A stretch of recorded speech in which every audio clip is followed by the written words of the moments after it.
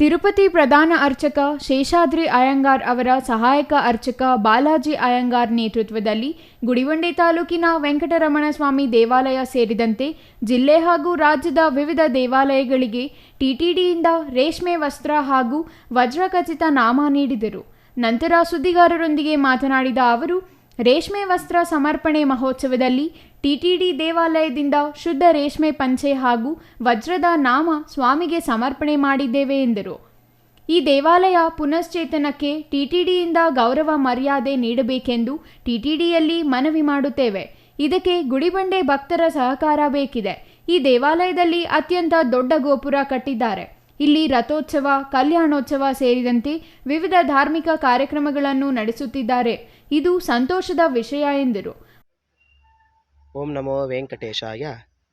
ಇಂದು ವಿಶೇಷವಾಗಿ ಗುಡಿಬಂಡೆ ತಾಲೂಕಿನಲ್ಲಿರುವಂತಹ ಶ್ರೀ ಲಕ್ಷ್ಮೀ ವೆಂಕಟೇಶ್ವರ ಸ್ವಾಮಿ ದೇವಸ್ಥಾನಕ್ಕೆ ತಿರುಮಲ ತಿರುಪತಿ ದೇವಸ್ಥಾನದಿಂದ ಪಟ್ಟುವಸ್ತ್ರ ಸಮರ್ಪಣಾ ಮಹೋತ್ಸವ ಕಾರ್ಯಕ್ರಮಕ್ಕೆ ಈ ಕಾರ್ಯಕ್ರಮವನ್ನು ನಡೆಸಿಕೊಟ್ಟಿದ್ದ ಮಹಾನ್ ವ್ಯಕ್ತಿಗಳು ಗುಡಿಬಂಡೆ ತಾಲೂಕಿನವರು, ಈ ದೇವಸ್ಥಾನದ ಟ್ರಸ್ಟಿ ಮತ್ತು ಈ ದೇವಸ್ಥಾನದ ಧರ್ಮಾಧಿಕಾರಿಗಳು, ಈ ದೇವಸ್ಥಾನದ ಮುಜರಾಯಿ ಅವರು, ಈ ದೇವಸ್ಥಾನಕ್ಕೆ ನಮಗೆ ಅವಕಾಶ ಕೊಟ್ಟಿದ್ದಂಥವರು ಎಲ್ಲ ಗಣ್ಯರಿಗೂ ನಮಸ್ಕಾರಗಳು. ಮೊದಲನೇದಾಗಿ ಪಟ್ಟುವಸ್ತ್ರ ಸಮರ್ಪಣಾ ಮಹೋತ್ಸವದಲ್ಲಿ ಟಿಟಿಡಿ ತಿರುಮಲ ತಿರುಪತಿ ದೇವಸ್ಥಾನದಿಂದ ಪಟ್ಟು ವಸ್ತ್ರಗಳಂದರೆ ಫಿವರ್ ರೇಷ್ಮೆ ಪಂಚೆಗಳನ್ನು ಸ್ವಾಮಿಗೆ ಸಮರ್ಪಣೆ ಮಾಡಿದ್ದೀವಿ.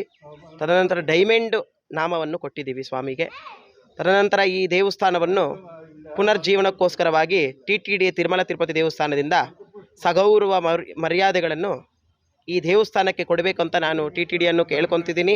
ಅದೇ ರೀತಿ ಬಾಗೇಪಲ್ಲಿ ತಾಲೂಕಿನ ಗಡಿದಂ ಲಕ್ಷ್ಮೀ ವೆಂಕಟರಮಣ ಸ್ವಾಮಿ ದೇವಾಲಯ, ಗೊರವನಹಳ್ಳಿ ಮಹಾಲಕ್ಷ್ಮಿ ದೇವಾಲಯ, ಕಂಚಿ ಕಾಮಾಕ್ಷಿಯಮ್ಮ ದೇವಾಲಯ, Kanchipuram, Srirangam, Melukote, ISKCON golden temple, Rajarajeshwari ದೇವಾಲಯ, ಮುಜರಾಯಿಗೆ ಸಂಬಂಧಿಸಿದ ದೇವಾಲಯಗಳಿಗೆ ಈ ಕಾರ್ಯಕ್ರಮ ಮಾಡಲಾಗುತ್ತಿದ್ದು, ಮುಜರಾಯಿಗೆ ಸೇರಿದ ದೇವಾಲಯಗಳಲ್ಲಿ ರಾಜಕೀಯ ವಿಚಾರ ಬಾರದಂತೆ ದೇವಾಲಯ ಅಭಿವೃದ್ಧಿಯಾಗಬೇಕೆಂಬ ಉದ್ದೇಶದಿಂದ ಟಿಟಿಡಿಯವರು ನಿಶ್ಚಯ ಮಾಡಿದ್ದಾರೆ ಎಂದರು. Satish Babu, CTV news, Gudibande.